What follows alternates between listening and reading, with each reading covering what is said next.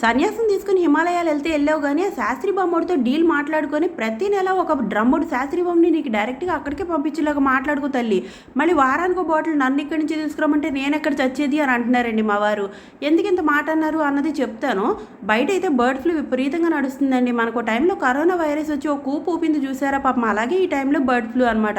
నిజానికి కోళ్ళు ఎంత లాభం చచ్చిపోతున్నాయండి పాపం, ఏం చేయగలమో కూడా తెలియదు. ఇంకా అందుకని ఈ పూటకైతే బయట నుంచి రొయ్యలు పట్టుకొచ్చారు. తెచ్చిన రొయ్యలేమో ఒకడు ఎగురేయమంటాడు, ఒకడు పులుసు ఏమంటాడు, ఒకడేమో ఫ్రై చేయమంటాడు. లింగిలిగమంటూ ఉన్న ముగ్గురికి ఎన్ని రకాలు వండుతామండి. దానికి తోడు మనం రొయ్యలు కేజీ కొన్నా కూడా అవి ఒలిపించి చేసేసరికి పావు కేజీ లాగాను 100 గ్రాముల లాగాను కనిపిస్తాయి. వాటిని 3 రకాలు ఎక్కడ వండుతారో బాబు, మీతో నేను పడలేకపోతున్నాను, నేను హిమాలయాలు వెళ్ళిపోతాను సన్యాసం పుచ్చుకొని అని అంటే దానికి మా వారు ఇచ్చిన ఆన్సర్ అన్నమాట ఇది. ఇంకా సర్లే అంటే వీళ్ళు ఆల్రెడీ మెంటల్గా ఫిక్స్ అయిపోయారు అన్న విషయం అయితే నాకు పక్కా క్లారిటీ వచ్చేసిందండి. అందుకే ఈ పూటకైతే కనుక కూర సూపర్ టేస్టీగా కుదిరిపోయింది కాబట్టి ఇది మేసేసాక రేపు పొద్దున ఆలోచించుకొని డెసిషన్ తీసుకుని వెళ్ళిపోదాం అనుకుంటున్నాను. మీకు కూడా నచ్చితే మాత్రం లైక్ చేస్తూ ఉండండి అండ్ ప్లీజ్ సబ్స్క్రైబ్.